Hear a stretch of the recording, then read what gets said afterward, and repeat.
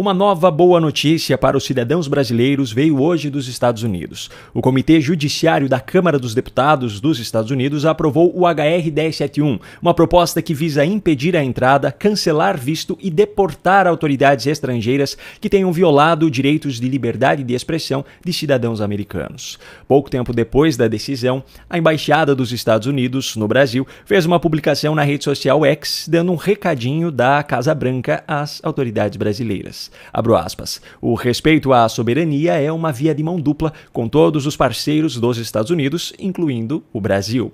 Bloquear o acesso à informação e impor multas a empresas sediadas nos Estados Unidos por se recusarem a censurar indivíduos que lá vivem é incompatível com os valores democráticos, incluindo a liberdade de expressão.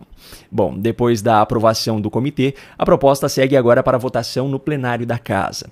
Se ela entrar em vigor, Alexandre de Moraes será diretamente e imediatamente afetado e não poderá mais colocar os pés em território norte-americano.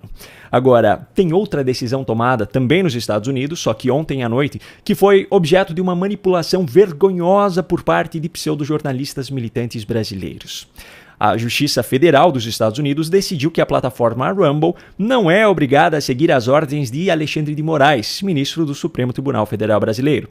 A juíza Mary Scriven entendeu que as decisões de Moraes não têm validade nos Estados Unidos e, em função disso, negou o pedido feito pela Rumble, que solicitava a suspensão da execução dessas ordens, justamente porque considera a liminar desnecessária.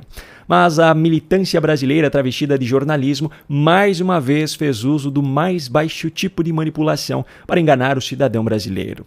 Veja como Daniela Lima noticiou isso no G1, o site de notícias da Globo. Justiça dos Estados Unidos rejeita a liminar do Rumble contra Moraes.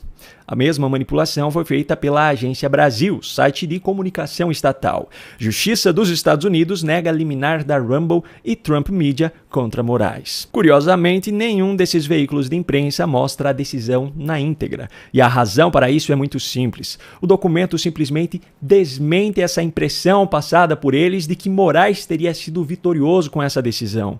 A juíza deixou muito claro que as ordens de Moraes não foram entregues aos representantes da Rumble e da Trump Media em conformidade com a Convenção de Haia, da qual Estados Unidos e Brasil são signatários, também não foram entregues de acordo com o Tratado de Assistência Jurídica Mútua entre Brasil e Estados Unidos e nem de qualquer outra forma que tenha validade.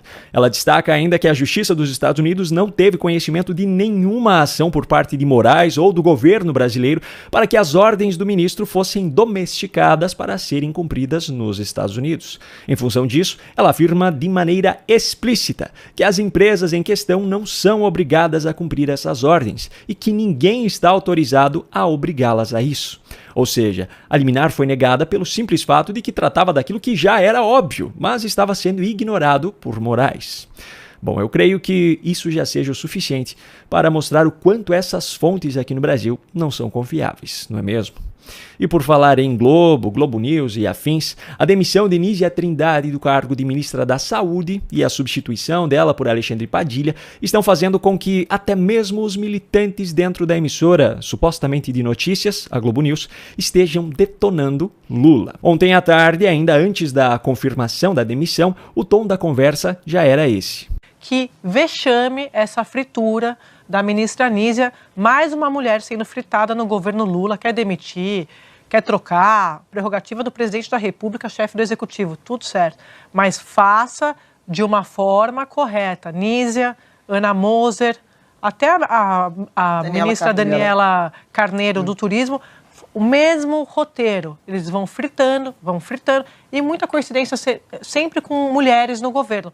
Porque aí não dá. Aí, se fosse o governo Bolsonaro, a esquerda ia estar caindo de pau em cima do governo Bolsonaro.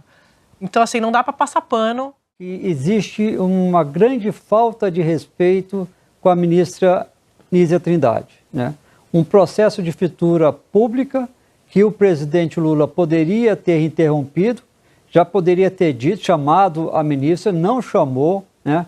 Havia uma expectativa de que a conversa entre os dois acontecesse hoje ainda pela manhã, foi transferida para agora à tarde, e Lula simplesmente não fez nenhum posicionamento em defesa da ministra. No início da noite, já com a decisão oficialmente anunciada, as críticas se intensificaram. E isso foi apenas se aprofundando. Então a gente passou o mês de janeiro inteiro falando, Nízia vai sair, Padilha vai para a saúde, e só agora, já no final de fevereiro, que isso é oficializado. Então, de um lado, isso revela, assim, uma fritura da ministra, que na semana passada chegou a ter que soltar uma nota dizendo que estava trabalhando normalmente, que não tinha saído, que não tinha chamado pelo presidente, sido chamada, enfim, uma situação muito desagradável com alguém que é técnica, que, enfim, faltou saber lidar. E isso mostra, primeiro, como o presidente Lula demora para tomar decisões. E hoje, ao longo do dia, a coisa só piorou. Preciso entender que nem o PT, nem o Partido dos Trabalhadores entendeu o timing e o método de demissão da agora ex-ministra Nízia Trindade. Ninguém entendeu.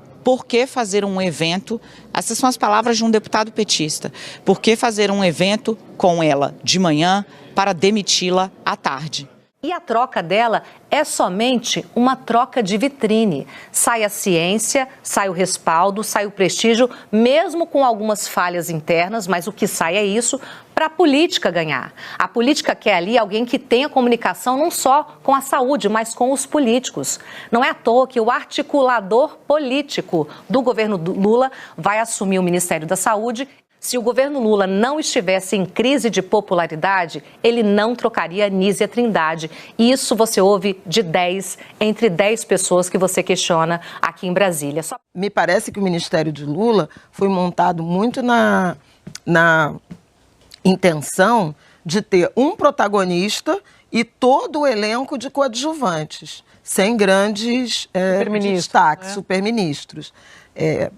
O presidente hoje, no momento de aguda impopularidade, talvez esteja tentando repartir e redistribuir essa possibilidade de visibilidade. Pois é, agora eu pergunto, se nem esse pessoal já não está mais conseguindo defender Lula, quem poderá salvá-lo agora?